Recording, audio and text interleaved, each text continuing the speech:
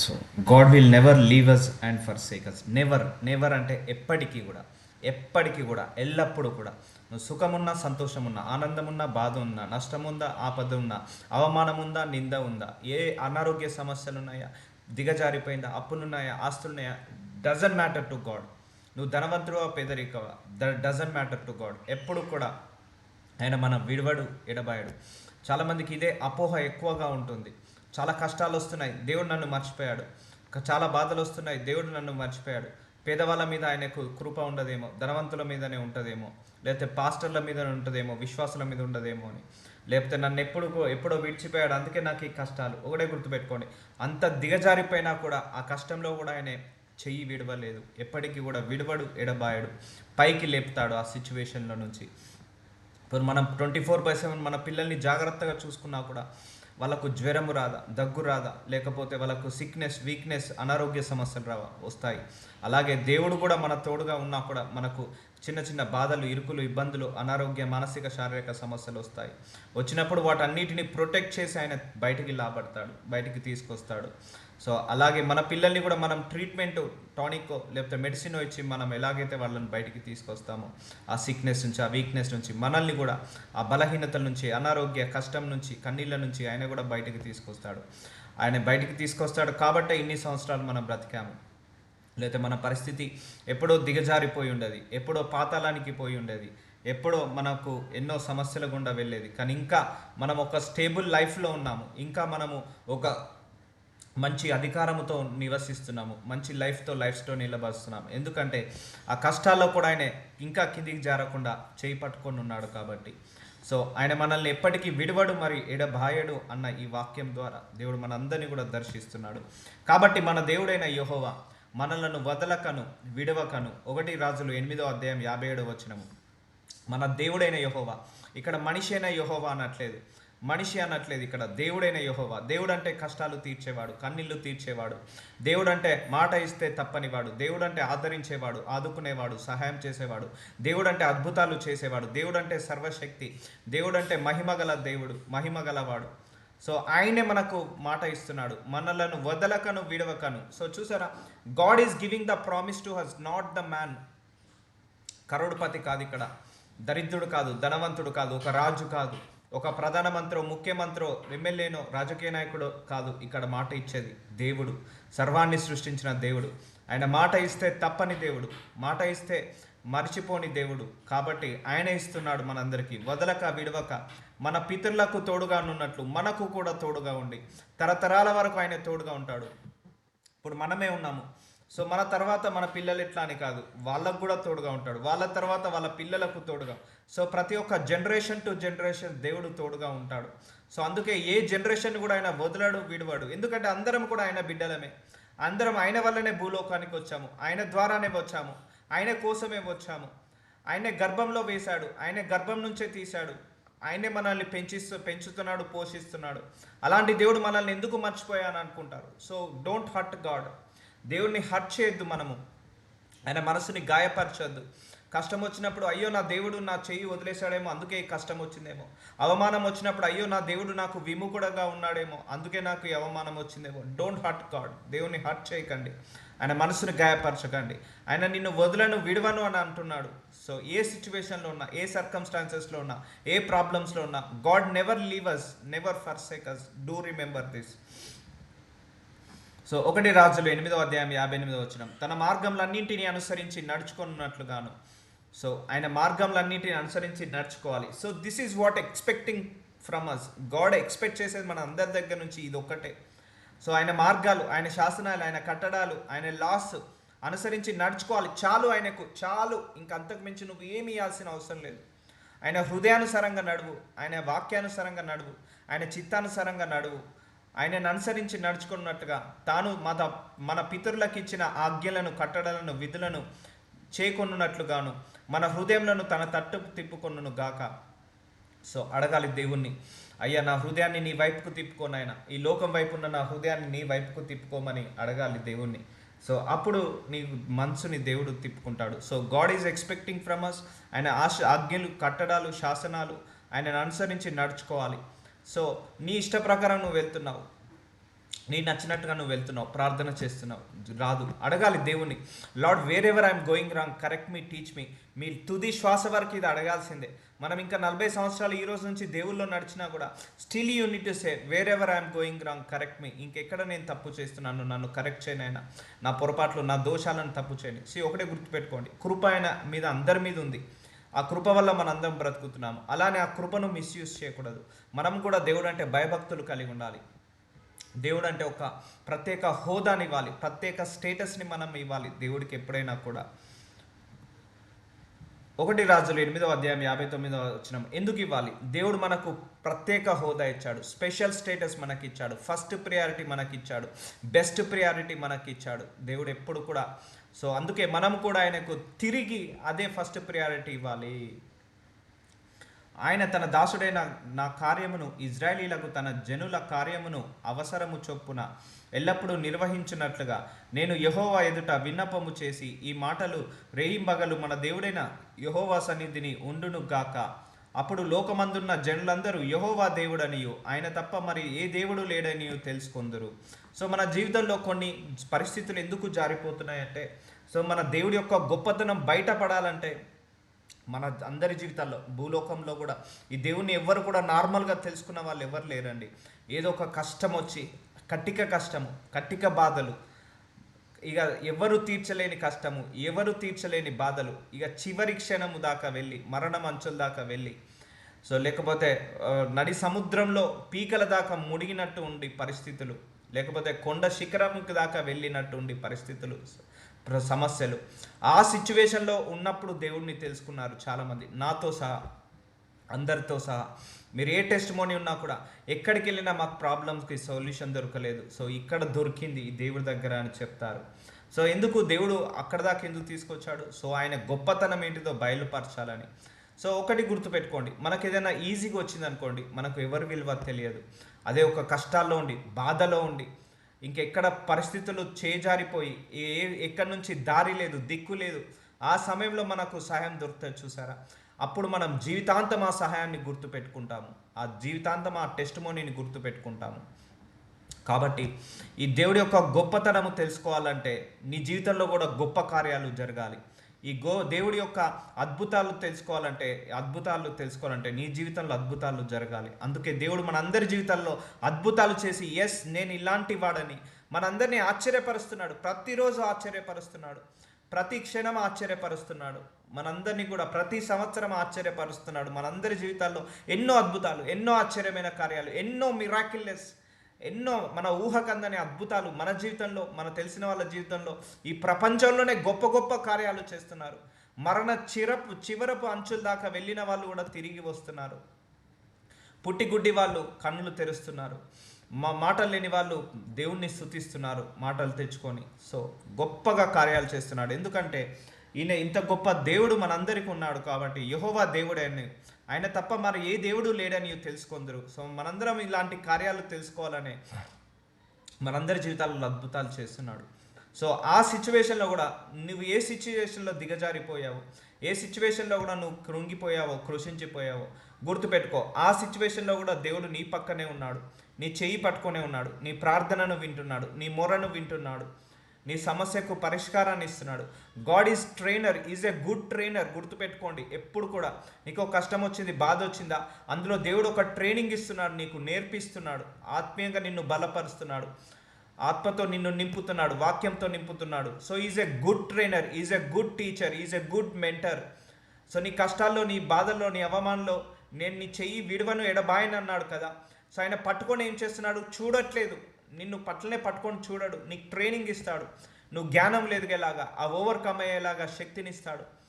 So గుర్తుపెట్టుకోండి, మన పిల్లల్ని కూడా మనం అలాగే పెంచుతాము, మనం పక్కనే ఉండి వాళ్ళన్నిట్లలో ఎదిగేలాగా సహాయం చేస్తాము. సో అన్నిట్లలో ఎదిగిన తర్వాత జాబ్కి పంపిస్తాము, జాబ్లో సెటిల్ అయిన తర్వాత పెళ్ళికి పంపిస్తాము. సో అదైపోయిన తర్వాత ఇంకా వేరే ఇంకా ఎదుగుతున్న కొద్దీ వాళ్ళను మనము కూడా పెంచుతాం. సో మనము కూడా ప్రతి కష్టంలో, ప్రతి బాధలో పక్కనే దేవుడు తోడే ఉండి మనందరికి కూడా ట్రైనింగ్ ఇస్తుంటా అంటాడు, నెక్స్ట్ లెవెల్కి. సో నువ్వు దేవుడు విడవడు, ఎడబాయడు. గుర్తుపెట్టుకో, ఎప్పుడైనా గుర్తుపెట్టుకో. ఉన్న సిచ్యువేషన్ నుంచి 7 రెట్లు కింద పడిపోయినా దేవుడు నీ తోడే ఉన్నాడు. ఉన్న సిచ్యువేషన్ నుంచి 7 రెట్లు పైకి వెళ్ళినా దేవుడు నీ తోడే ఉన్నాడు. సో చాలామంది అనుకుంటాము, 7 రెట్లు పైకి వెళ్ళాను కదా, దేవుడు నాకు తోడున్నాడు కాబట్టే పైకి వెళ్ళాను. సో కిందికి వెళ్ళాను కదా, 7 రెట్లు కింద ఉన్నాను కదా, దేవుడు వదిలేశాడేమో అందుకే కిందికి పోయానని కాదు. ఆ కిందున్న సిచ్యువేషన్లో కూడా దేవుడు నీతోటే ఉన్నాడు, నీ పక్కనే ఉన్నాడు. మన పిల్లల్ని మన ఫెయిల్యూర్స్లో కూడా మనం పక్కకుండామా, మన పిల్లలు వాళ్ళు కష్టాల్లో ఉన్నప్పుడు మనం పక్కకుండామా, వాళ్ళు బాధలో ఉన్నప్పుడు మనం పక్కకుండామా, కష్టాల్లో, బాధలో, అవమానంలో, నిందలో కూడా మనం తోడుగా ఉన్నట్టు దేవుడు కూడా మనకు తోడుగా ఉంటాడు. ఎందుకంటే ఈ గుణము దేవుడే మనకి ఇచ్చాడు. ఆయన గుణంలోనే ఒక గుణాన్ని మనకిచ్చాడు. సో 1 రాజులు 8:61 కాబట్టి ఆయన నియమించిన కట్టలను అనుసరించి నడుచుకొనుటకు ఈ దినమందున్నట్లు ఆయన చేసిన నిర్ణయములను చేర్చుకున్నట్టు మీ హృదయము మీ దేవుడైన యెహోవా విషయమై సర్వసిద్ధంగా నుండునుగాక. చూసారా, మన హృదయము దేవుడి విషయమై ఎప్పుడు కూడా ఎలా ఉండాలి? స్టేబుల్గా ఉండాలి. నేను చెప్పాను, స్టేబుల్గా ఉండాలి. సో నీకు మంచి ఆశీర్వాదం వచ్చింది, దేవుడి మీద విశ్వాసం 2 రెట్లుగా పెరుగుతుంది. ఆశీర్వాదం రాలేదు, 2 రెట్లుగా తగ్గిపోతుంది. సో నీ ప్రార్థనకు జవాబు వచ్చింది, 4 రెట్లుగా పెరుగుతుంది. నీ విశ్వాసం రాలేదు, 4 రెట్లుగా తగ్గిపోతుంది. No, that is not right.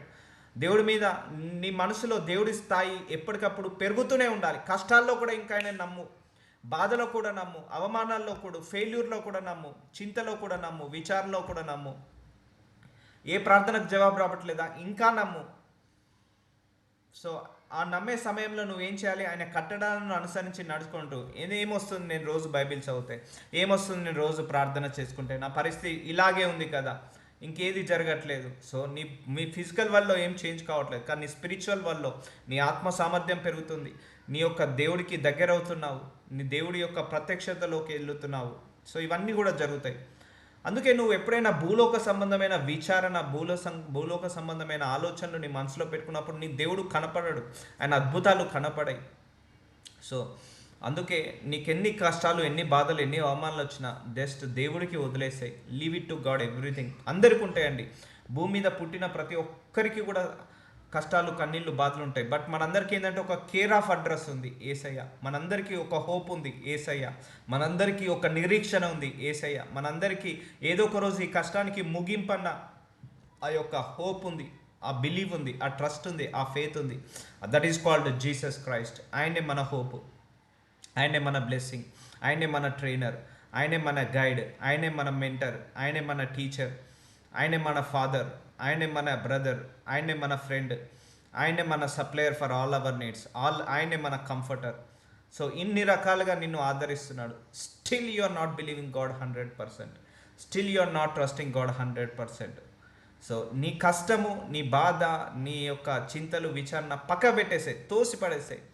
Have personal relationship with God. నీ హృదయంలో సర్వసిద్ధంగా ఉండుము. ఎవరి విషయంలో? దేవుడి విషయమే ఎప్పుడు సిద్ధంగా ఉండు. సో ఇవన్నీ కూడా డీవియేట్ కావద్దు దేవుడి నుంచి. అయ్యో నాకు దేవుడు ఏమి ఇస్తలేడే, డిస్ట్రాయ్ కావద్దు, డీవియేట్ కావద్దు, డీమోటివేట్ కావద్దు, డిప్రెషన్లోకి వెళ్ళొద్దు, డిస్సాటిస్ఫాక్షన్లోకి వెళ్ళొద్దు. So still you have Jesus Christ. So ఎవరు ఉన్నారు లేకపోయినా ఇంకా ఆయన నీతోటే ఉన్నాడు. ఏది ఉన్నా లేకపోయినా ఇంకా ఆయన నీతోటే ఉన్నాడు. Still you have Jesus Christ in your life. That's enough, that's enough, that's enough for you. అంతేకాని సో నీకు ఒక ఆశీర్వాదం వచ్చిందని దేవుడి మీద విశ్వాసాన్ని వెళ్ళి సంతోషంగా కాకు. ఆశీర్వాదం రాలేదని ఆయన మీద విశ్వాసం తగ్గించుకొని బాధలో పడిపోకు. సో అందుకే ఈ లోక సంబంధమైన ఆశీర్వాదము, నువ్వు కారు లేకపోతే బిల్డింగ్, ఇవన్నీ లోక సంబంధమైన ఆశీర్వాదం ఉండాలి, ఉండద్దని నేను అన్నాను. దాని గురించి ప్రార్థించుకోవాలి. సో దాన్ని బట్టి నీ జాబు రాలేదని, లేకపోతే వీసా రాలేదని, కారు రాలేదని, బిల్డింగ్ రాలేదని నువ్వు దేవుడి మీద అనగడం, దేవుడి మీద సనగడం, దేవుణ్ణి తక్కువ చేసి చూడడం, లేకపోతే ఈ దేవుడి మీద నమ్మకం కోల్పోవడం కరెక్ట్ కాదు. So you need to be more stable in presence of God. God ప్రజెన్స్లో నువ్వు ఎప్పుడు కూడా స్టేబుల్గా ఉండాలి. సో అందుకే చెప్తున్నా కదా, ఈ లోక సంబంధమైన విచారణ, ఆలోచన ఏది కూడా నిన్ను కృంగదీయద్దు, కృషించిపోయేలాగా చేయొద్దు. ఏది కూడా నువ్వు దేవుడితో అటాచ్మెంట్ పెరగాలి, దేవుడితో సింకప్ అవ్వాలి, అటాచ్మెంట్ పెరగాలి. That is ultimate every Christian goal. You should sync up with God. You should grow in the God's presence. So ultimate goal ప్రతి ఒక్క విశ్వాసికి ఏంటిదంటే దేవుడితో లోతైన సహవాసము, లోతైన సంబంధము, లోతైన లోతైన ఆ రిలేషన్షిప్ ఉండాలి. సో మిగిలిన కష్టాలు, కన్నీళ్ళు, బాధలు, ఆనందం, సుఖము, సంతోషం కీప్ ఎట్ సైడ్. అది లోక సంబంధమైనది, అన్నిటిని పక్కకు పెట్టేసేయండి. So don't consider that relationship with God. So ఇప్పుడు ఫర్ ఎగ్జాంపుల్, నాకు ఒక 50 కోట్ల ఆస్తి వచ్చింది సడన్గా, మనకు ఒక 50 కోట్ల ఆస్తి వచ్చింది సడన్గా. సో దేవుడి మీద విపరీతమైన ప్రేమ పెరుగుతుంది. సో లేకపోతే ఉన్నైపోయింది, సో దేవుడి మీద విపరీతమైన కోపం వస్తుంది. So that is not a consideration. So that is not your motivation. So నీకు ఆస్తి వచ్చిందని, నీకు ఐశ్వర్యం వచ్చిందని, నీకు ఆశీర్వాదం వచ్చిందని నువ్వు దేవుణ్ణి సేవ్ చేయడానికి, దేవుణ్ణి ప్రేమించడానికి మోటివేషన్ కాదు. నువ్వు దేవుణ్ణి ఇష్టపడడానికి మోటివేషన్ కాదు. నువ్వు దేవుణ్ణి నచ్చడానికి మోటివేషన్ కాదు. నీకు సమాధానం వచ్చిందని, జవాబు వచ్చిందని నువ్వు దేవుణ్ణి ఇంకెక్కువగా నమ్మడానికి మోటివేషన్ అది కాదు. గుర్తుపెట్టుకోండి, ఆయన చేస్తాడు. మనం అవిశ్వాసంలో పడిపోకుండా మనల్ని నిలకడగా ఉండేలాగా చేస్తాడు. సో మన మోటివేషన్ ఏంటిదంటే, Jesus Christ is there in our life. నేను మొన్న సందర్భంలో చెప్పడం జరిగింది, you accepted Jesus Christ life, so as your saviour, as your God. So that is the final. So అంతకు మించిగా నువ్వు మంచి పని ఏది చేసినా కూడా నీకు తక్కువే జీవితంలో. నీ జీవితంలో నువ్వు ఎవరిని అడిగితే నువ్వు ఏం మంచి పని చేశావు అని అన్నారంటే, నేను యేసు ప్రభువాన్ని దేవుడిగా అంగీకరించాను అని ఒక్క మాట అను చాలు. అది ఇక నువ్వు ఒక 100 కోట్ల చారిటీ చేసినా తక్కువే, 1,00,000 కోట్లు నువ్వు డిస్ట్రిబ్యూట్ చేసినా తక్కువనే, చేసినా తక్కువనే. నీ జీవితంలో, నా జీవితంలో, మనందరి జీవితంలో మనము ఈ దేవుణ్ణి కలిగి ఉన్నాం చూసావా. మనం ఈ దేవుణ్ణి సొంత రక్షకుడిగా, సొంత దేవుడిగా యాక్సెప్ట్ చేసాం చూసావా. So that is the very గుడెస్ట్ thing on the earth. ఈ భూలోకంలో నువ్వు చేసిన గొప్ప మంచి పని, ఇక ఇంతకు మించి ఇంకా మంచి పని అనేది లేదు. ఇక గుర్తుపెట్టుకోండి, ఇంతకు మించి నీకు జీవితంలో ఇంతకు మించిగా మంచి పని లేదు. సో కాబట్టి ఈ దేవుడు నీ జీవితంలో ఉన్నాడు. That is the ultimate. So కాబట్టి నువ్వు ఈ దేవుడి విషయంలో చునకనగా అంటే తగ్గించకు. దేవుడి స్థాయిని నీ హృదయంలో ఎప్పుడు కూడా తగ్గించకు. Never underestimate God's power. ఆయన రిలేషన్షిప్ కానీ ఎప్పుడు కూడా నీ హృదయంలో హై ఎండ్లో ఉండాలి. సో ఏది ఆశీర్వాదం ఉన్నది పోయింది వచ్చినా, ఏది వచ్చినా కూడా ఆయన ప్రియారిటీ నీ హృదయంలో టాప్ ఎండ్లో ఉండాలి. సో దేవుడే ఇచ్చాడు, దేవుడే తీసుకున్నాడు, మళ్ళీ దేవుడే ఇస్తాడు. దేవుడే నన్ను పుట్టించాడు. ఆయనకు తెలియదా మనకు ఏది ఇష్టమో, ఏది ఇష్టం లేదో, ఏది నచ్చుతుందో, ఏది నచ్చదో, ఏది ఉంటే మనం బాగుపడతామో, ఏది ఉంటే బాగుపడమో అన్నీ ఆయనకు తెలుసు కదా. సో ఆయన మన పోషకుడు, ఆయన రక్షకుడు, ఆయన సంరక్షకుడు. Is our Guardian. మనందరికి కూడా ఆయన ఎవరు? గార్డియన్. కాపలా కాస్తున్నాడు మనందరినీ కూడా. సో అందుకే you should see the God presence behind your imaginations. నీ ఊహకు మించి దేవుణ్ణి ఆలోచించు, దేవుడి శక్తిని ఆలోచించు. సో మీకు తెలియదండి దేవుడి యొక్క శక్తి నిజంగా ఎంత అనేది. మనం ఇంకా ఆయన అండర్ ఎస్టిమేట్ చేస్తున్నాము. Is almighty power, invisible power. అది ఒక ఆల్మైటీ పవర్. ఆయన సర్వశక్తి గల దేవుడు. సో ఆ దేవుని నువ్వు కలిగి ఉన్నావు, తెలుసుకొని ఉన్నావు. ఆ దేవుడే నీకు విడవను, ఎడబాయను అని మాట ఇస్తున్నాడు. చూడండి, కొన్ని లక్షల కోట్ల దేవదూతల సమూహం ఆయన దగ్గర ఉంది. ఒక్క దేవదూత ఆజ్ఞాపిస్తే భూలోకం మొత్తం నాశనం అయిపోతుంది. ఒక్క దేవదూత చాలు ఈ భూలోకాన్ని ఫ్రాక్షన్ ఆఫ్ సెకండ్లో నాశనం చేయడానికి. అంత శక్తి గల దేవదూతలు దేవుడి దగ్గర ఉన్నాయి. ఆ శక్తి ఇచ్చింది ఎవరు? దేవుడే. సో శక్తిని ఇచ్చిన దేవదూతలకే అంత శక్తి ఉంటే, శక్తిని ఇచ్చిన దేవుడి దగ్గర ఇంకెంత శక్తి ఉండాలి, ఎంత మహిమ ఉండాలి, ఎంత పవర్ ఉండాలి, ఎంత ఇన్విజిబుల్ పవర్ ఉండాలి, ఎంత అథారిటీ ఉండాలి. ఆ ఒక్క దేవదూత ఒక్కసారి భూలోకానికి దేవుడు ఆజ్ఞాపిస్తే జస్ట్ ఫ్రాక్షన్ ఆఫ్ సెకండ్లో భూలోకం మొత్తం ఉండదు, నాశనం అయిపోతుంది. పర్వతాలు, సముద్రాలు, భూమిలు, బిల్డింగ్స్ అన్నీ కూడా కూలిపోతాయి. అంత శక్తి ఒక్క దేవదూతకు ఉంది పరలోకంలో. ఆ ఒక్క దేవదూతకి అంత శక్తి ఇచ్చిన దేవుడి దగ్గర ఇంకెంత శక్తి ఉండాలి. సో గుర్తుపెట్టుకోండి, ఆ శక్తిమంతుడే నిన్ను విడవడు, నిన్ను ఎడబాయనని మాట ఇస్తున్నాడు. How amazing this God. So నువ్వు ధనవంతుడని చూడట్లేదు, నువ్వు ఐశ్వర్యవంతురాలు అని చూడట్లేదు, అందంగా ఉంటావు లేకపోతే తెలివి కలవాడని చూడట్లేదు, ఐశ్వర్యవంతుడని చూడట్లేదు, ఏది చూడట్లేదు. ఆయన హ్యాండ్సమ్ ఉంటావు లేకపోతే పీజీ, పిహెచ్డి క్వాలిఫికేషన్, డాక్టరేట్ ఉంది, టాప్ యూనివర్సిటీలో నువ్వు క్వాలిఫికేషన్ చేసావు, ఎడ్యుకేషన్ కంప్లీట్ చేసావు, అదేమి చూడట్లేదు. ఆయన చూసేదల్లా ఒకటే, నువ్వు నన్ను నమ్ముకున్నావు కాబట్టి నీ చెయ్యి నేను విడవను, ఎడబాయను అంటున్నాడు. నువ్వు నన్ను నమ్ముకున్నావు కాబట్టి నిన్ను నేను వదిలేయను అంటున్నాడు. నువ్వు నన్ను నమ్ముకున్నావు కాబట్టి నేను నిన్ను రక్షిస్తాను. నువ్వు నన్ను నమ్ముకున్నావు కాబట్టి నేను నిన్ను కాపాడుతాను. నువ్వు నన్ను నమ్ముకొనే ఉన్నావు కాబట్టి నిన్ను ఆదుకుంటాను, సహాయం చేస్తాను. నువ్వు ఏ స్థితిలోనే ఉండు, ఆ స్థితిలోనే నిన్ను పట్టుకుంటాను, ఆ స్థితి నుంచి నేను పైకి లాబడతాను అంటాడు దేవుడు. చూడండి, all mighty God giving the promise that నీ చెయ్యి విడవను, ఎడబాయను అంటున్నాడు. సో సో కీర్తన గ్రంథము 118 అధ్యాయం 6 వచనంలో దేవుడు చూడండి, యెహోవా నా పక్షం ఉన్నాడు, నేను భయపడను, నరులు నాకేమి చేయగలరు. So God is God with us, మన సైడ్ ఉన్నాడు, ఆయన మన పక్షంలో ఉన్నాడు. నేను భయపడను, నరులు నాకేమి చేయగలరు. యెహోవా నా పక్షము వహించి నాకు సహకారి అయి ఉన్నాడు. సో చూసారా, దేవుడు ఇంత ఆల్మైటీ గాడ్ నీకు సహకారి అయి ఉన్నాడు.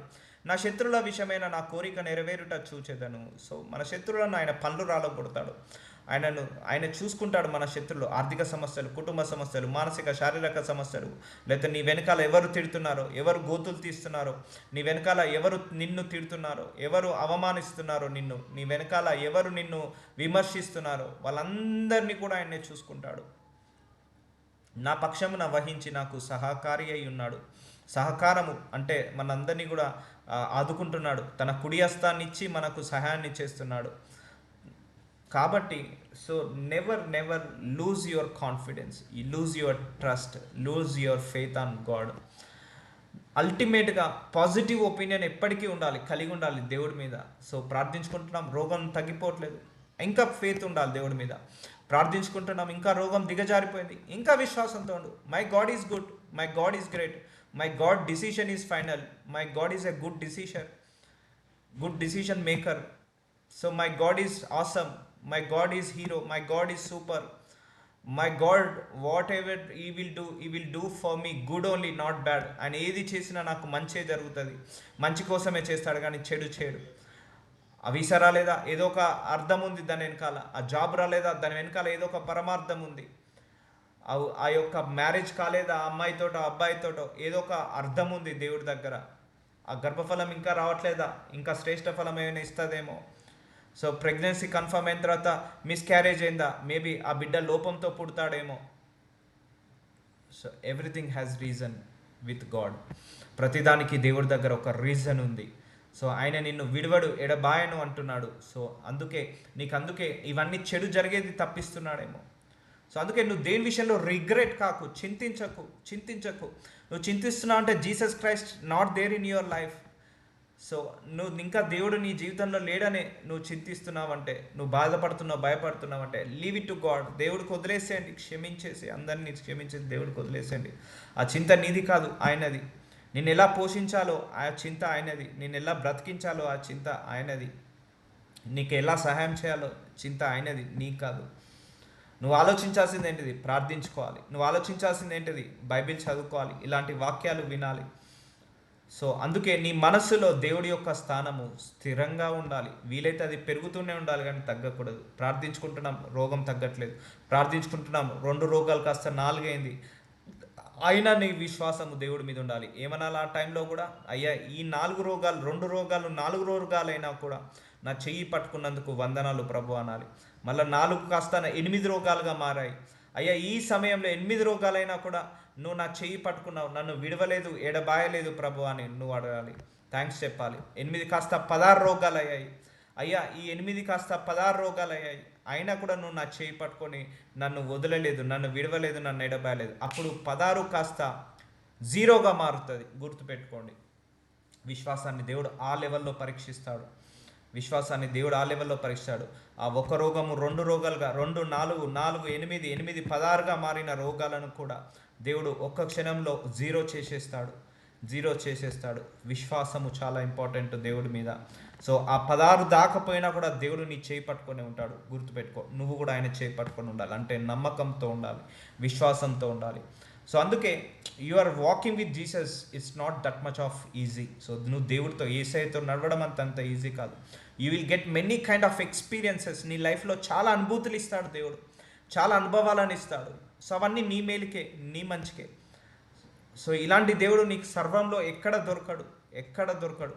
ప్రతిరోజు ఒక ఎగ్జైట్మెంట్, ఒక ఒక మిరాక్యులస్ లైఫ్ని చూపిస్తాడు. అద్భుతంగా ఆ కష్టాల్లో కూడా నీకు అద్భుతాలు చేస్తాడు. కావాలంటే గుర్తు చేసుకోండి, మీకు ఎన్ని కష్టాలు లేవు, మీ కష్టాల్లో కూడా దేవుడు ఎన్నిసార్లు ఓదార్చలేదు, ఎన్నిసార్లు వాక్యం ద్వారా మాట్లాడలేదు, ఎన్నిసార్లు అద్భుతాలు చేయలేదు. మనం అనుకుంటాం మన కష్టం ఉంది, ఆ కష్టాల్లో కూడా 100 అద్భుతాలు చేస్తాడు. గుర్తుపెట్టుకోండి, కావాలంటే గుర్తు చేసుకోండి. మీ లైఫ్లో ఒకసారి మీకు బాగా డీపెస్ట్ సిచ్యువేషన్కి వెళ్ళినప్పుడు దేవుడు ఏ అద్భుతాలు చేశాడో ఒకసారి గుర్తు చేసుకోండి. చాలా ఉంటాయి. మనం అద్భుతాలు చేసిన దానికంటే అవమానాలను గుర్తు చేసుకుంటాం. దేవుడు మంచి కార్యాల కంటే మనకి ఇవ్వని వాటిని గుర్తు చేసుకుంటాం. That is a problem with man, not with the God. దేవుడితో ఏ ప్రాబ్లం లేదు, దేవుడితో ఏ సమస్య లేదు. ప్రాబ్లం అంతా మన మనసులోనే, మన బుద్ధిలోనే, మన ఆలోచనలోనే ఉంది. సో అందుకే ఆ పొరను తీసేయండి మీ హృదయంలో. దేవుడి మీద ఏదైతే నెగిటివ్ పొర ఉందో, ఏదైతే డిస్కంఫర్ట్ ఉందో, దేవుడి మీద నెగిటివ్ ఇంప్రెషన్ ఉందో, దేవుడి మీద ఏదైతే అపనమ్మకం, అపవిశ్వాసం, అల్పవిశ్వాసం ఉందో, అవన్నీ కూడా ఆ పొరను తీసివేసేయండి. అప్పుడు నీకు దేవుడు ఇంకా తేటగా కనపడతాడు, ఇంకా మహిమ కనపడతాడు. ఒకటే గుర్తుపెట్టుకోండి, ఆ డౌట్ ఉంటే దేవుడు మన జీవితంలో అద్భుతాలు చేయలేడండి. నీ విశ్వాసం ఎంత గొప్పదైతే దేవుడు నీ జీవితంలో అంత గొప్ప కార్యాలు చేస్తాడు. నీ విశ్వాసము ఎంత ఎంత హై ఎండ్ ఉంటే దేవుడు కూడా నీ జీవితంలో అంత హై ఎండ్గా కార్యాలు చేస్తాడు. సో దేవుడికి యొక్క కృప, ఆయన కనికరము, ఆయన పక్షపాతం లేనివాడు. సో ధనవంతుడి మీద ఎంత కృప ఉందో పేదవాడి మీద, దరిద్రుడి మీద అంత కృప ఉంది. పండితుడి మీద ఎంత కృప ఉందో పామరుడి మీద అంత కృప ఉంది. నల్లగున్న వాళ్ళ మీద, తెల్లగున్న వాళ్ళ మీద ఎంత కృప ఉందో, పొడుగున్న వాళ్ళ మీద, పొట్టిగున్న వాళ్ళ మీద ఎంత కృప ఉందో, అందరి మీద సమాన కృప ఉంది. బట్ నీ విశ్వాసాన్ని బట్టి, నీ మైండ్ని బట్టి, నీ మైండ్ సెట్ని బట్టి, నీ యొక్క బిలీఫ్ని బట్టి, నీ యొక్క ఆలోచించే విధానాన్ని బట్టి దేవుడు పనిచేస్తాడు. చూడండి, గుర్తుపెట్టుకోండి, ఎప్పటికైనా లైఫ్లో గుర్తుపెట్టుకోండి. ఒకరు ఆశీర్వదించబడుతున్నాడు, ఇంకా ఒకరు ఆశీర్వదించబడట్లేదంటే లోపము ఆశీర్వదించబడని వాడి లోపలనే ఉంది, కానీ ఆ ఆశీర్వదించే దేవుల్లో ఏ లోపం లేదు. గుర్తుపెట్టుకోవాల్సిన విషయం. ఒకడు ధనవంతుడయ్యాడు, కానీ ఇంకోడు అలాగే ఉంటున్నాడు. సో అలాగే ఉన్నాడు అంటే లోపము ఇక్కడ వీడిలోనే ఉంది, కానీ దేవుల్లో లేదు. దేవుల్లో ఏ లోపం లేదండి. ఆయన లోపల ఏ మచ్చ లేదు, ఏ మకుటము లేదు, ఏ అవినీతి లేదు, ఏ దురాశ లేదు, ఏ పక్షపాతం లేదు, ఏ దుర్నీతి లేదు, ఏ దురాశ లేదు, ఏ పాపము లేదు, ఏ ఘోరము లేదు, ఏ నేరం లేదు. ఆయన సర్వశక్తి గల దేవుడు, నీతిమంతుడు, పరిశుద్ధుడు, పవిత్రుడు, అతి పవిత్రుడు. సో ఆయన పక్షపాతం లేని దేవుడు, అందరి మీద సమాన కృప ఉంది. సో నువ్వు దేవుణ్ణి ఎంత గొప్పగా నమ్ముతావో దేవుడు నీ జీవితంలో అంత గొప్పగా కార్యాలు చేస్తాడు. నువ్వు దేవుణ్ణి ఎంతగా ఇష్టపడతావో ఆయన నీ జీవితంలో అంత ఎక్కువగా అద్భుతాలు చూస్తావు. నువ్వు దేవుడి మార్గాలను, ఆ శాసనాలను, కట్టడాలను ఎంతగా ఇష్టపడతావో, ఎంతగా ప్రేమిస్తావో ఆయన నిన్ను అంతగా ఇష్టపడి, అంతగా ప్రేమించి నిన్ను ముందుకు నడిపిస్తాడు. నిన్ను అంటాడు కదా, నన్ను ప్రేమించి వాళ్ళ నిధులను నింపి ఆస్తికర్తలుగా చేస్తానని. So love your God with your whole heart, not with doubt. నీ దేవుణ్ణి పూర్ణ మనసుతో, పూర్ణ హృదయంతో ప్రేమించు, కానీ పూర్ణ మనసుతో, పూర్ణ హృదయంతో అనుమానించకు ఎప్పుడు కూడా. So is not a man. గుర్తుపెట్టుకోండి, ఆయన మనిషికి కాదు. నువ్వు మనుషులను చూసినట్టుగా దేవుణ్ణి చూడకు, మనుషులను ఎస్టిమేట్ చేసినట్టుగా దేవుణ్ణి ఎస్టిమేట్ చేయకు. అయ్యో మనుషులు వదిలేశాడే, దేవుడు కూడా వదిలేశాడని అలా అండర్ ఎస్టిమేట్ పోకు. So don't underestimate God's power. ఆయన క్యారెక్టర్ని నువ్వు ఇన్సల్ట్ చేయకు, ఆయనను హర్ట్ చేయకు. ఫస్ట్ ఆఫ్ ఆల్ ఆయనను హర్ట్ చేయకు. ఏ విషయంలో కూడా హర్ట్ చేయకు ఆయనను. ప్రార్థనకు జవాబు రావట్లేదా? గుర్తుపెట్టుకో, దాని వెనకాల దేవుడికి ఏదో ఒక రీజన్ ఉంది. ఆయనకు తెలుసు. నీ జ్ఞానం ముందు, మన జ్ఞానం ముందు ఆయన జ్ఞానము, ఆయన జ్ఞానం ముందు మన జ్ఞానం ఎంత? ఆయన జ్ఞానాన్ని అర్థం చేసుకునేంత మనుషులమా మనము? ఆయన జ్ఞానాన్ని అర్థం చేసుకునేంత తెలివి మనకుందా? బుద్ధి మనకుందా? లేదు కదా. ఆయన జ్ఞానము అనంతము. ఈ భూమి ఆకాశము ఎంత పెద్దగా ఉంటుందో ఆయన జ్ఞానానికి మన జ్ఞానానికి అంత తేడా ఉంటుంది. భూమి ఆకాశంకి ఎన్ని కిలోమీటర్ల వ్యత్యాసం ఉందో ఆయన ప్రణాళికకు మన ప్రణాళికకు అన్ని కిలోమీటర్ల వ్యత్యాసం ఉంది. అందుకే నీ మైండ్లో ఒకటి పెట్టుకొని దేవుణ్ణి బాధించకు. నీ మైండ్లో ఒకటిని పెట్టుకొని దేవుణ్ణి ఆయనను ఎక్కువగా కష్టపెట్టకు. సో నీ మనస్సు మొత్తాన్ని ఎంప్టీ చేసేసి దేవుడికి వదిలేసే. లార్డ్, నా మనస్సుని, నా ఆత్మను, నా బుద్ధిని, నా ఆలోచనలను, నా తలంపులను, నా ప్రణాళికలను, నా ఇష్టాలను అన్నిటినీ చేతికి అప్పగిస్తున్నానయ్యా. నా ప్రణాళికను తీసేసి నీ ప్రణాళికలాగా మార్చు. నా చిత్తాన్ని తీసేసి నీ చిత్తముగా మార్చు. మనందరి ప్రాబ్లం ఏంటిదంటే మనం కొన్ని 1000 ప్లాన్లు వేసుకుంటాం, దాన్ని ప్రార్థించుకుంటాం. ఆ 1000 ప్లాన్లు మనకు రాకపోయేసరికి మనం డిసప్పాయింట్ అయిపోతాం. High expectations always kill your happiness.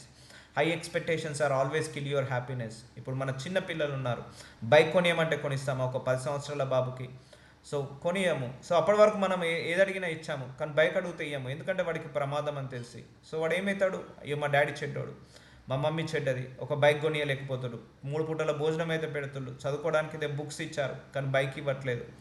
కానీ మనకు తెలుసు కదా, ఆ బైక్ ఇస్తే వాడు చనిపోతాడు, లేకపోతే యాక్సిడెంట్ అయ్యి కింద పడిపోతాడు. సేఫ్టీ కోసం చూస్తున్నాం కదా, అది వాడు అర్థం చేసుకోలేదు. సో దేవుడు కూడా నీకు ఒకటి ఇవ్వట్లేదంటే it's your safety only, it's your safety only. నువ్వు మనసులో ఒకటి పెట్టుకొని దేవుణ్ణి ఇది ఇవ్వు ఇవ్వు ఇవ్వు, అది ఉంటే నీకే నష్టం అవుతుందేమో, అది ఉంటే నీకే బాధ అవుతుందేమో, అది ఉంటే నువ్వే నశించిపోతావేమో, అందుకే దేవుడు అది ఇవ్వట్లేదేమో. సో నువ్వైతే డిసప్పాయింట్ అవుతావు, ఎందుకు ఇవ్వట్లేదు అని. అది ఉంటే నీకు మనశ్శాంతి ఉండదు, ఆ దేవుడికి తెలుసు, అందుకే ఇవ్వట్లేదేమో. ఆ పిల్లతో మ్యారేజ్ జరిగితే, ఆ అబ్బాయితో మ్యారేజ్ జరిగితే నీకు సుఖం ఉండదేమో, సంతోషం ఉండదేమో, అందుకే దేవుడు ఇవ్వట్లేదేమో. So we never knows. ఇంకా గర్భఫలము మిస్క్యారేజ్ అయింది, మేబీ ఆ గర్భంలో ఉన్న ఫలము శ్రేష్టమైనది కాదేమో, వాడు పుడితే రాక్షసుడు అవుతాడేమో, లేదా లోపంలో పుడతాడేమో, కళ్ళు లేకుండా కాళ్ళు లేకుండా, అందుకే దేవుడు తీసేసుకున్నాడేమో. We never knows. సో మనకు తెలియదు ఆయన జ్ఞానం ముందు మన జ్ఞానం ఎంత, ఆయన తెలివి ముందు మన తెలివి ఎంత. సో నువ్వు ఒక 10 రకాలుగా నువ్వు అనుకొని అందులో జరగట్లేదు అని నువ్వు అండర్ ఎస్టిమేట్ చేసి దేవుణ్ణి డిసప్పాయింట్ చేసి, నువ్వు డిసప్పాయింట్ అయ్యి దేవుణ్ణి డిసప్పాయింట్ చేసి, అది కరెక్ట్ కాదు. సో అందుకే లీవ్ ఎవ్రీథింగ్ టు గాడ్. అయ్యా నా చిత్తాలను తీసేసి నీ చిత్తం ప్రకారంగా అడిగే కృపను నాకు ఇవ్వండి అని అడగండి. అప్పుడు దేవుడు కొన్ని చిత్తాలను బయలుపరుస్తాడు, దాని విషయంలో అడిగిస్తాడు. దేవుడు ఇప్పటిదాకా నా ద్వారా చేపించిన ప్రార్థనలు ఏంటి తెలుసా అండి? జస్ట్ అన్ని ఆత్మీయ జీవితమైన ప్రార్థనలే. సో నేను ఎక్కువగా డబ్బు అడిగింది లేదు, ఎక్కువగా ధనం ఐశ్వర్యం ఎక్కువగా అడిగింది లేదు, ఎక్కువగా ఇదే ఆత్మలో ఎదగాలి, దేవుళ్ళు ఎదగాలి. నేను అడిగాను దేవుడిని, నీ చిత్త ప్రకారం నన్ను అడిగించు ప్రభు అంటే ఇవే అడిగిస్తాడు దేవుడు నాతోటి. 4-5 సంవత్సరాలు నా ప్రేయర్స్ ఇవే. నా లోపల లోపాలు పోవాలి, బలహీనతలు పోవాలి, ఇంకా ఆత్మలు ఎదగాలి, ఆత్మీయంగా ఎదగాలి, ఇంకా అనేక మందికి సువార్త ప్రకటించాలి, ఇంకా శక్తి పెరగాలి. సో ఇవే ప్రార్థనలు, ఈ వీటిలోనే ఉంటుంది నా ప్రార్థన అంతా కూడా. ఎందుకు దేవుని అడిగాను, నీ చిత్త ప్రకారమే నేను ప్రార్థించాలి. సో నాకు అవే వస్తాయి, అవే వాటి గురించే ప్రార్థిస్తాను. కానీ బిల్డింగ్లు, కార్లు, బంగ్లాలు దేవుడిస్తే ఓకే. సో వీటి గురించి అడుగుకంటే, ఎందుకంటే ఆయన చిత్తం వేరే ఉంది నా పట్ల. సో దాని ప్రకారం అడుగుతున్నా. కాబట్టి ఇవన్నీ వచ్చినా రాకపోయినా డిసప్పాయింట్ లేదు, వచ్చినా సంతోషం లేదు, రాకపోయినా డిసప్పాయింట్ లేదు. కానీ మనం అందరం కూడా రాకపోతే డిసప్పాయింట్ అవుతాం, ఎందుకంటే నువ్వు మనసులో అది ఫిక్స్ చేసి పెట్టుకున్నావు. Expectations always kill your happiness. I don't know God speaking to whom, ఎవరితో మాట్లాడుతున్నాడో I really don't know, but care about that. ఈ వాక్యాలన్నీ రాసుకోండి మీ డైరీలో ఏవైతే వస్తున్నాయో. మనుషులను నమ్ముకున్న కంటే యెహోవా ఆశ్రయించుట వేలు. సో కీర్తన గ్రంథము 118 అధ్యాయం 8వ వచనం చెప్తున్నాడు కదా ఆయన్నే, నేను విడవను ఎడబాయను అని. సో మనుషులు అంటారు చాలామంది కాలేజ్ లైఫ్లో, తప్పకుండా నిన్ను పెళ్లి చేసుకుంటాను, తప్పకుండా నిన్ను వదిలిపెట్టాను. పెళ్ళైన తర్వాత 1 వీక్ 10 డేస్కే డైవర్స్, 1 మంత్కే డైవర్స్. మనుషులు కదా, మాట తప్పుతారు. దేవుడు ఎప్పుడు మాట తప్పడండి, గుర్తుపెట్టుకోండి. ఆయన ఎప్పుడు మాట తప్పడు. డబ్బులు ఇస్తా అంటారు, ఇవ్వరు. పెళ్ళి చేసుకుంటా అంటారు, చేసుకోరు. జీవితాంతం తోడుగా ఉంటా అంటారు, తోడుగా ఉండరు. సహాయం చేస్తూ అంటారు, సహాయం చేయరు. సో ఇట్స్ ఓకే, ఎందుకంటే మనిషికి కూడా దేవుడు అంత అథారిటీ ఇవ్వలేదు అన్ని కష్టాలను తీర్చగలిగే శక్తిని. సో దాంట్లో మనిషిని కూడా బ్లేమ్ చేయాల్సిన అవసరం లేదు, ఎందుకంటే దేవుడి దగ్గరనే సర్వశక్తి ఉంది, కానీ మనిషి దగ్గర సర్వశక్తి లేదు. కాబట్టి మనుషులను నమ్ముకున్నట్టు కంటే యెహోవాను ఆశ్రయించట వేలు. సో నీకు ఇస్తున్న వాగ్దానం ఇస్తున్నది ఎవరు? దేవుడు. సో ఆ దేవుడి యొక్క వాగ్దానాన్ని నమ్ము, దేవుడి యొక్క ప్రణాళికను నమ్ము, దేవుడి యొక్క చిత్తాన్ని నమ్ము. సో అంతేకాని నువ్వు దేవుని ఎప్పుడు కూడా అవమానించకు, అనుమానించకు, హట్ చేయకు, ఆయనను బాధ పెట్టకు. మనుషులను నమ్ముకున్నట కంటే యెహోవాను ఆశ్రయించడం మేలు, రాజులను నమ్ముకున్నట కంటే యెహోవాను ఆశ్రయించడం మేలు. నాకు ఎమ్మెల్యే పదవి, రాజకీయ నాకు తెలుసు, సినిమా వాళ్ళు తెలుసు, బిగ్ షాట్స్ తెలుసు. సో వాళ్ళు ఏదో ఒక రోజు హ్యాండ్ ఇస్తారు, కానీ దేవుడు ఎప్పుడు కూడా హ్యాండ్ ఇవ్వడు. ఎందుకంటే నేనే అంటున్నాడు కదా, నేనే నీకు హ్యాండ్ ఇస్తాను అని, అంటే నేనే నీకు తోడే ఉంటాను, నేనే నిన్ను విడవను ఎడబాయను అంటున్నాడు. కాబట్టి God will never leave us, never forsake us. Whether your situation is bad, whether your situation is worst, whether is your situation too worst, ఇంకా worstగా వెళ్ళిందా, still God is holding your hand, still God is there with you. So ఆయనకు తెలుసు నువ్వు ఎక్కడి దాకా వెళ్తే నీకు ప్రమాదం కాదో, ఎక్కడి దాకా వెళ్తే ప్రమాదం అవుతుందో. ఇప్పుడు మనమే ఒక పిల్లోడికి స్విమ్మింగ్ నేర్పిస్తాం, ఒక 2-3 రోజులు నేర్పించగానే వదిలేస్తాము, మునిగిపోతుంటే పట్టుకుంటూ ఉంటాం. మళ్ళీ ఒక 3-4 డేస్ తర్వాత ఇంకా వదిలేస్తాము, ఇంకా కొంచెం దూరం వెళ్ళిన తర్వాత మళ్ళీ పట్టుకుంటూ ఉంటాం. లేకపోతే ఒక సైకిల్ నడిపిస్తున్నాము, ఒక 2-3 రోజులు పట్టుకొని నేర్పిస్తాము, తర్వాత 3వ రోజుకి ఒంటరిగా తొక్కమని మధ్యలో వదిలేస్తాము, కొంచెం దూరం తొక్కేసి కింద పడే టైంకి పట్టుకుంటాము. సో దేవుడు కూడా అలాగే మనం పడే టైంకి పట్టుకుంటాడు. సో ఆయన నమ్ము, నువ్వు ఏ సిచ్యువేషన్ ఉన్నావో అక్కడనే ఉన్నాడు దేవుడు, అక్కడే ఉన్నాడు. నువ్వు అనుకోకు, అస్సలు అనుకోకు ఈ దేవుడు వదిలేశాడు కాబట్టి నా సిచ్యువేషన్ ఇంత వరస్ట్కి వచ్చింది, ఈ దేవుడు వదిలేశాడు కాబట్టి ఇంత సిచ్యువేషన్ వరస్ట్కి వచ్చింది అని నువ్వు అనుకుంటున్నావేమో. అలా అయితే నీ పిల్లలకు ఎన్నోసార్లు జ్వరం వచ్చింది కదా, మరి నువ్వు వదిలేసావు అందుకే జ్వరం వచ్చిందా? నువ్వు సరిగా ఆహారం పెట్టలేదా అందుకే దగ్గు జలుబు వచ్చిందా? రాలేదు కదా. నువ్వు మంచిగానే చూసుకున్నావు, నీకు ఏం రాకుండా మంచి పోషకార్థ ఆహారం ఇచ్చావు, అయినా జ్వరము దగ్గు జలుబు ఎందుకు వచ్చింది? ఎందుకు ఆ సిక్నెస్ వచ్చింది? సో వచ్చినప్పుడు ఆయన అంటాడా, నువ్వు సరిగా అమ్మ నువ్వు నాకు సరిగా అన్నం పెట్టలేదు అందుకే జలుబు వచ్చిందా? ఇదే కాదు కదా. వచ్చిన తర్వాత ఎందుకు ఎలా తగ్గించుకోవాలి, మెడిసిన్ వేయాలా, ఇంజెక్షన్ వేయాలా, టానిక్ వేయాలా, టాబ్లెట్ వేయాలా, ఎలా తగ్గించుకోవాలని ఆలోచిస్తాం. సో కాబట్టి God is there with us all the situation, all the circumstances, all the problems when you are going through. So will pray for it. నజరుడైన యేసయ్య, ఈరోజు వాక్యం ద్వారా మరొకసారి మమ్మల్ని దర్శించి బలంగా మాతో మాట్లాడవు. చాలా ఫిజికల్గా, ఎమోషనల్గా స్ట్రెంగ్త్గా ఇచ్చావు, స్పిరిచువల్ స్ట్రెంగ్త్ని మాకు దయచేసావు తండ్రి. ఎస్ మై లార్డ్, మీరు మమ్మల్ని ఎన్నడు విడను నాడు ఎడబాయను అన్న వాక్యం ద్వారా మమ్మల్ని అందరినీ కూడా ఇంకా బలపరుస్తున్నందుకు, శక్తితో నింపుతున్నందుకు వందనాలు. Yes my Lord, we underestimate your love and kindness, goodness and forgiveness my Lord. మీ యొక్క త్యాగాన్ని అండర్ ఎస్టిమేట్ చేశాము, మీ యొక్క మంచితనాన్ని మేము అండర్ ఎస్టిమేట్ చేశాము తండ్రి. మేము ఏ కష్టాల్లో ఉన్నా, ఏ బాధలో ఉన్నా కూడా అక్కడ కూడా మీరు మాకు తోడే ఉన్నందుకు వందనాలు తండ్రి. I thank you so much. You are be with us all the time in our life. In the name of Jesus Christ I pray.